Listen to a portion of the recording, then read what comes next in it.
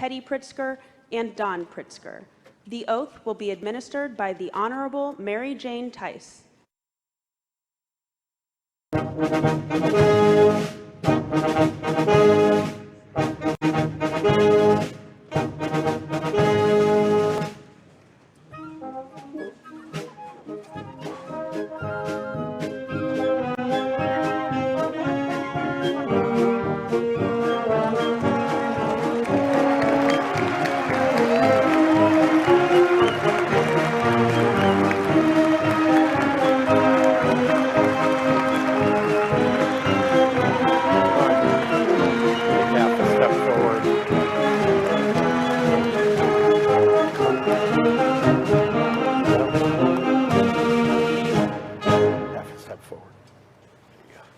Please raise your right hand and repeat after me. I state your name. I, J.B. Pritzker, Do solemnly swear do solemnly swear that I will support the Constitution of the United States that I will support the Constitution of the United States and the Constitution of the State of Illinois, and the Constitution of the State of Illinois, and that I will faithfully discharge the duties and I will faithfully discharge the duties of the office of Governor of the office of Governor according to the best of my ability. according to the best of my ability. Congratulations, Governor. Thank you very much.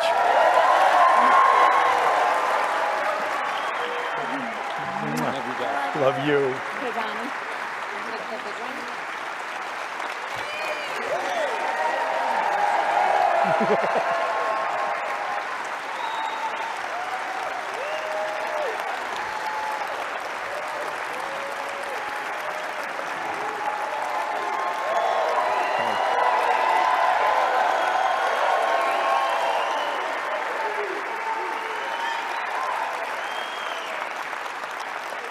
Thank you all. Thank you very much.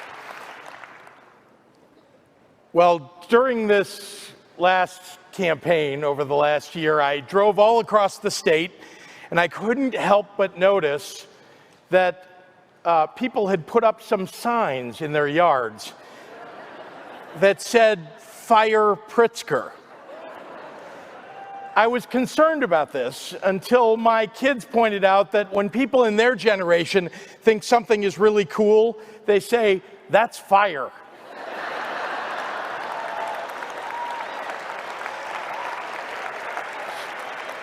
So I want to take this moment to thank everyone who put up those very encouraging signs.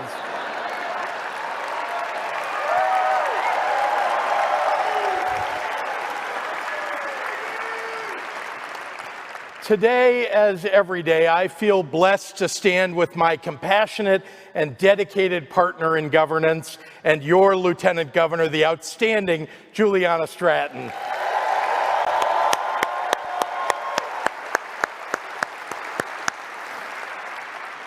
Retiring today is one of Illinois' finest leaders ever. His legacy stands as an example to everyone who aspires to serve the public interest. On behalf of the people of Illinois, please join me in giving thanks to our inimitable Secretary of State, Jesse White.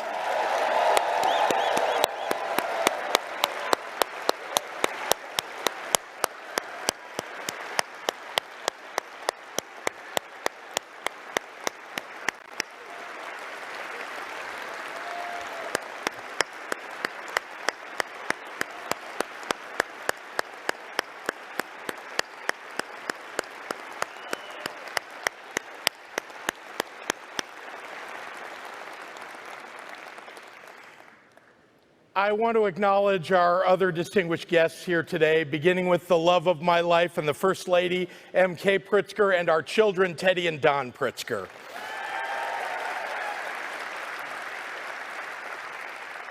Chief Justice Mary Jane Tice, House Speaker Emanuel Chris Welch, Senate President Don Harmon, Leader Tony McCombie, Leader John Curran, Attorney General Kwame Raoul, Secretary of State-elect Alexi Giannoulias, Comptroller Susana Mendoza, Treasurer Mike Frericks, members of the General Assembly, members of our congressional delegation, Governor Jim Edgar, Governor Pat Quinn, and National Guard Adjutant General Major General Rich Neely.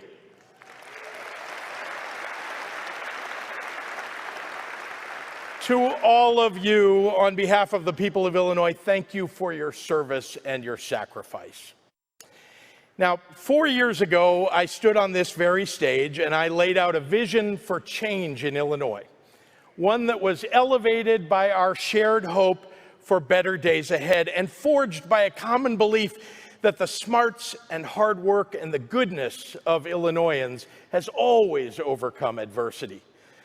Our hope was buttressed by the past resilience of our people who have survived wars and a Great Depression, 2 global pandemics, devastating tornadoes, fires, and floods, yet who have made this the birthplace of national movements for justice, advancements, world-renowned advancements in innovation, and cultural achievements second to none. Our hope is perhaps rooted in our unique ability to endure Midwestern winters year after year, knowing that there is always a glorious summer on the way. Our hope is spurred on by the knowledge that the doomsayers who eagerly prophesy total misery every time Illinois faces an honest challenge have unintentionally inspired a generation of leaders with a resilient optimism for our future.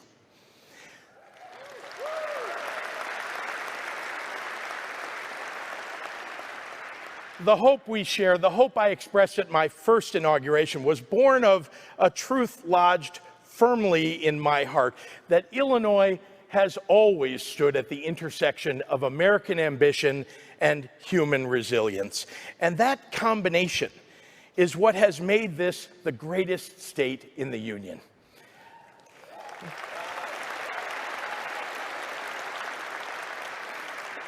So 4 years ago, with hope in our hearts and persistence in our souls, we went to work, and we got big things done. We balanced the budget and got credit upgrades. We raised the minimum wage. We're modernizing our transportation systems. We legalized cannabis. Oh, I see all of you. Yeah. We protected reproductive freedom in our laws.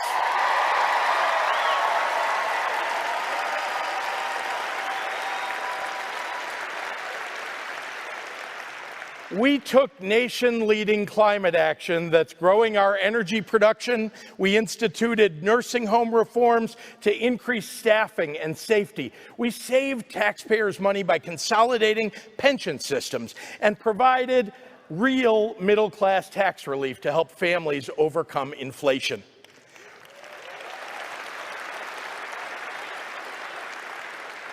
We added better-paying jobs. We grew our economy to $1 trillion, protected workers' rights, and expanded health care coverage.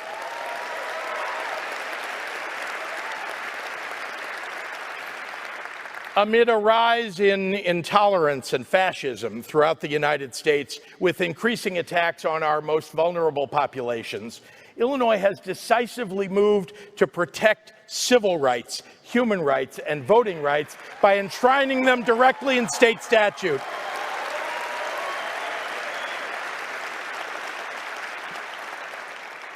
We did all of those things while fighting to survive a historic crisis, one that has left a deep imprint on every one of us. One of the realities I learned about being a governor is that there's no permanent playbook to follow. Every 4 years brings different challenges than the 4 years past. All that you can do is become a student of history and of the people who came before you, to try and learn from their victories and their defeats, their triumphs and their challenges. I've taken to learning from the words and actions of past governors, regardless of their political affiliations or leanings. Though, let's be honest, in Illinois, choosing which ones to learn from can be a challenge. But we've had more than 200 years of governors, and regardless of the adversities they faced, most of them put the people first And I've tried to discern from the things those governors said publicly what they may have been wrestling with privately. Dwight Green became governor of Illinois in 1941. He was the prosecutor who successfully put Al Capone behind bars and fought organized crime in Chicago in the 1930s. When he won the governorship, he was suddenly faced with leading one of the largest states during a time of global upheaval. His first inaugural address was given on January 13th, 1941, as a world war was raging on, but before the United States had been drawn in. Green's tone was somber but bullish. He said, "The political upheavals in Europe resulted when the people lost faith in the ability of their governments to meet their needs. Here in America, where the ideals and hopes of freedom still prevail, we must never permit the same tragic spirit of despair to overcome us."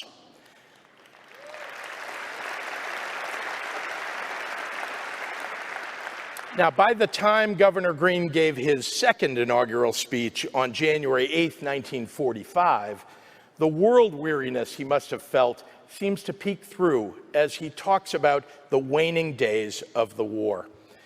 Throughout the decades, Illinois has written many illustrious pages into the history of our country. Now, in more than 3 tragic years of all-out warfare against the destroyers of freedom, our men and women have inscribed new and even more glorious chapters into the record of patriotism. By their incomparable bravery, they have sanctified the final victory.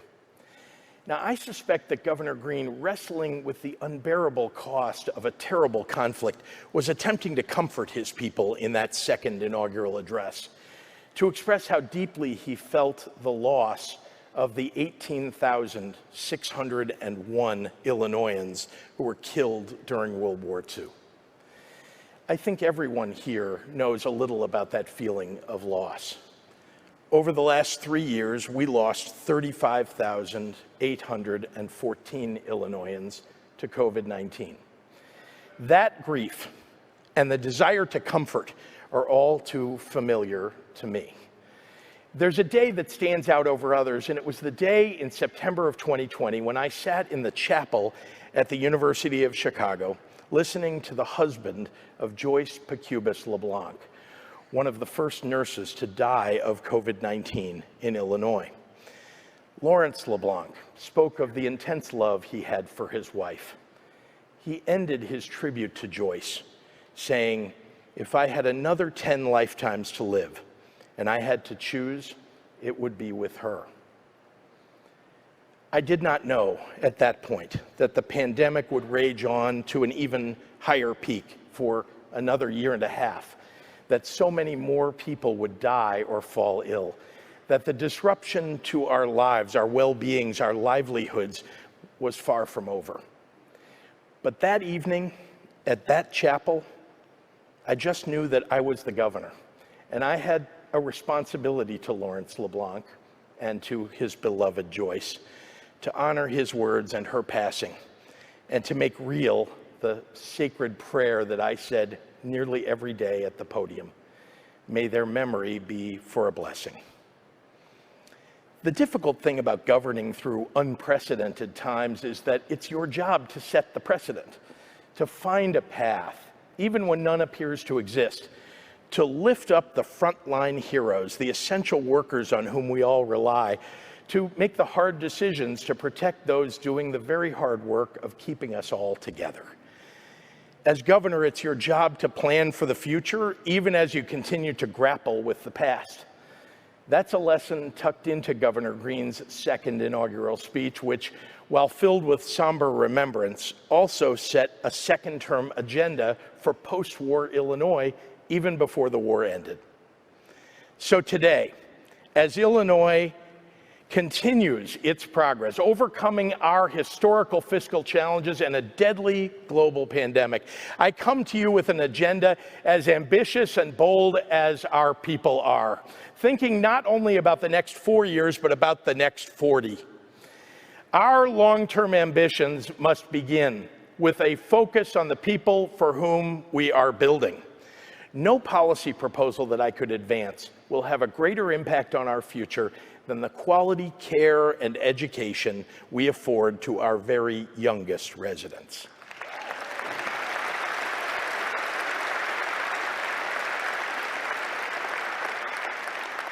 For more than 20 years before I became governor, I worked with national leaders and experts in early childhood development to make it a national policy priority.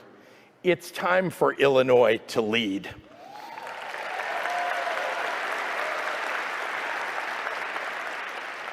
The research is clear. Quality childcare affords parents the opportunity to work or attend school and pursue greater economic security. And preschool improves academic success for our children, yields higher graduation rates, raises lifetime earnings potential, and saves taxpayers money.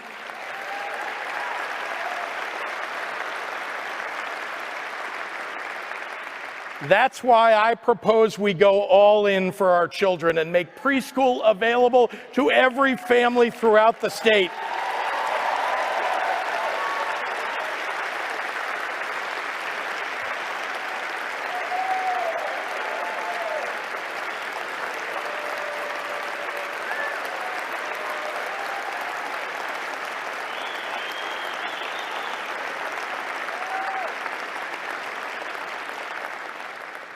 And let's not stop there. Let's provide more economic security for families by eliminating childcare deserts and expanding childcare options.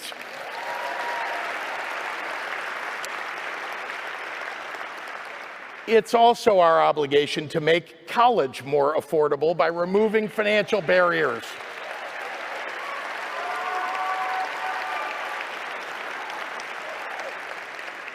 That's why we need to bring down the cost of higher education. Since I took office, we've increased scholarships by more than 50%.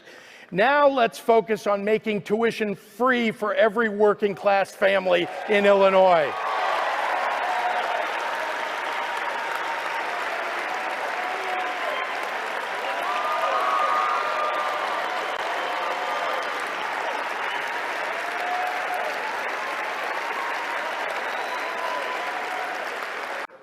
Of course, none of this matters if you can't afford a life-saving prescription or procedure. We already capped the cost of insulin, but we ought to continue making health care coverage more affordable and more widespread. Health care is a right, not a privilege.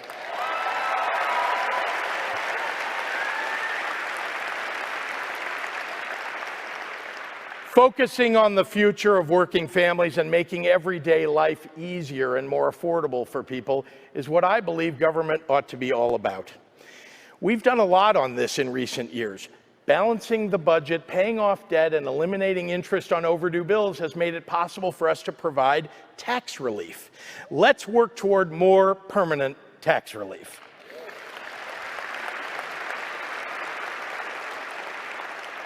Improving our roads has saved hundreds of dollars a year for drivers, which matters even more when you know that one flat tire or one auto repair can lead to a genuine fiscal emergency or even the loss of a job for many people. Lifting up working families and children also means doing everything that we can to free them from the dangers of gun violence.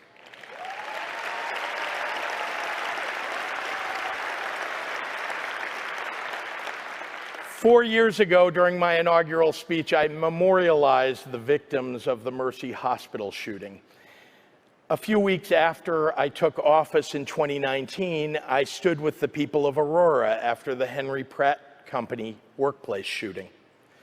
And as we gather today, we acknowledge the victims of the Benito Juarez High School shooting just this past month. I'm tired of living in a world where a mass shooting needs a title so that you know which one we're referring to.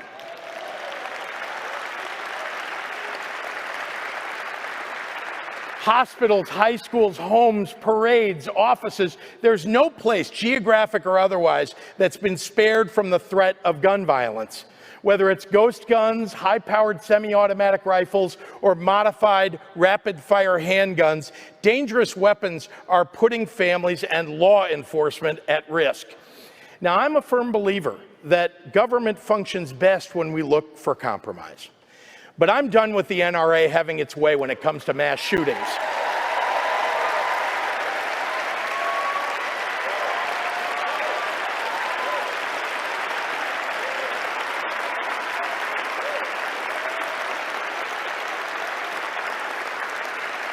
Why do we allow anyone to easily purchase a rapid-fire, high-capacity weapon that can kill dozens of unarmed people in under a minute? When I campaigned for re-election and promised to pass an assault weapons ban, 8 states already had one. Very soon, Illinois must be the 9th.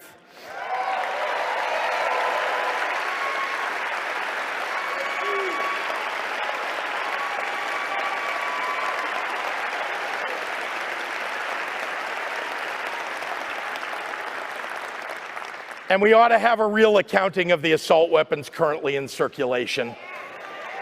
Let's get it done, and then the federal government should follow our lead.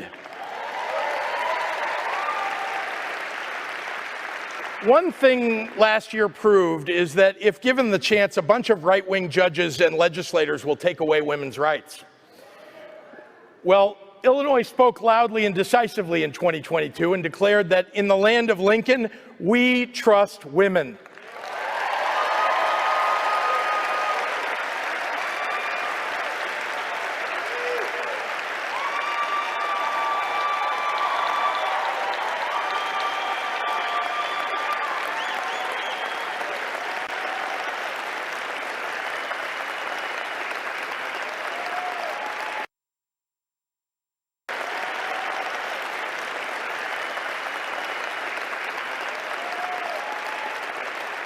The right to privacy and bodily autonomy demand that we establish a constitutional protection for reproductive rights in Illinois. The extremists still want to take away a woman's right to choose, and I don't intend to let them. That's why, yet again, on women's rights, Illinois will lead.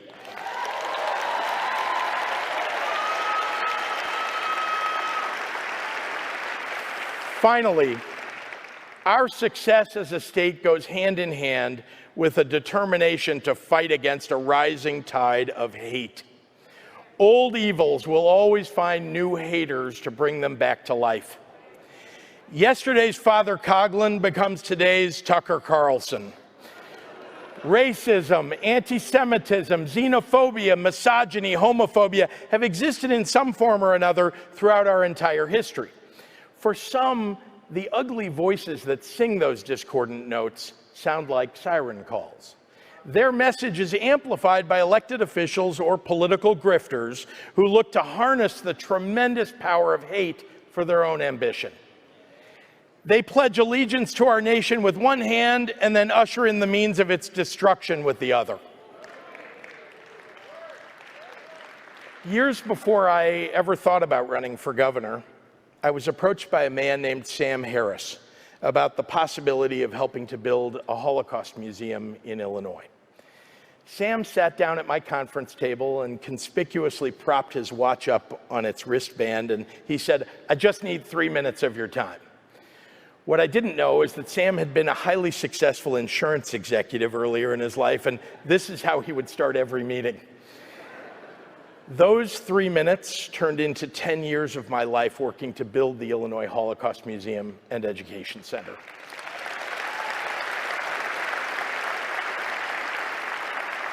But it was Sam's personal story that has had the most impact on me over time. You see, Sam is a Holocaust survivor himself.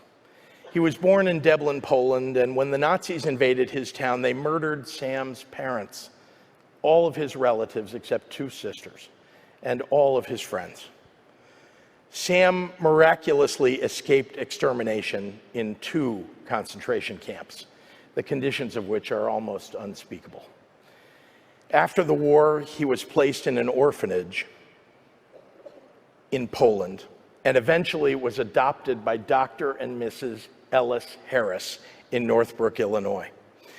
Sam is remarkable. For nearly 30 years, he has traveled the country to tell his story, to impress upon people that when hatred and bigotry go unchecked, democracy will come to an end and even potentially lead to genocide. I've learned an awful lot from Sam, and I've realized that for my entire lifetime, progress has been made against bigotry and intolerance, but not anymore. None of us should ignore that our nation has slid noticeably backward, and dangerously so. Just in the last few years, we've seen gunmen killing dozens of Jewish and Black parishioners while they prayed, swastikas spray painted on Jewish grave markers, anti-vaxxers attacking Asian American seniors, vandalism and intimidation against Muslim Americans and the LGBTQ+ community. Hate crimes are increasing at an alarming rate. Sam's story reminds me today, as I start a second term as your governor, that the battles for freedom and democracy that Governor Green thought we had fought and won are being fought once again right here at home. That old evils must be faced head on yet again by a new generation. But I bring hope to the battles ahead because time and time again, the people of Illinois prevail when challenges arise. The families of Taylorville didn't give up when a tornado wiped out 100 homes and 22 people were injured. They helped each other out, and the community came together to rebuild. When schools closed for 8 weeks in 2020, 300 volunteers from Lombard, Villa Park, and Oak Brook Terrace rode on a fleet of school buses and provided curbside delivery of 32,000 meals to 3,200 low-income children who would have otherwise gone without a meal. When food banks were facing shortages during the worst parts of the pandemic, Central Illinois farmers delivered tons of free produce. Hate needs two things to thrive: the sense of helplessness that fertilizes hopelessness, and the willingness of powerful people to cower in front of a lie. Illinois, we have power and we have hope, and a genuine goodness that is rooted in being the place in this country to which all people can come and live free. We must recognize that hate can wield enormous strength, but we must remember the fortitude with which we have always confronted it. Our history gives me hope and confidence that we will never falter. I'm honored to stand alongside you as we face the battles ahead together as one Illinois. God bless you. God bless the great state of Illinois, and God bless the United States of America.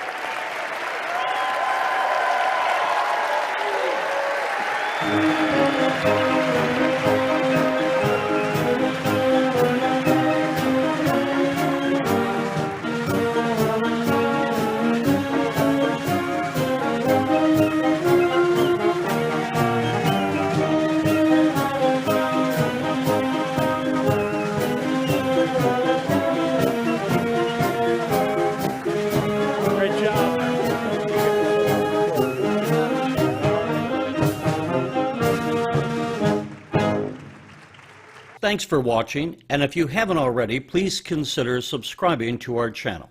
And while you're at it, please leave us a comment. Thank you for watching.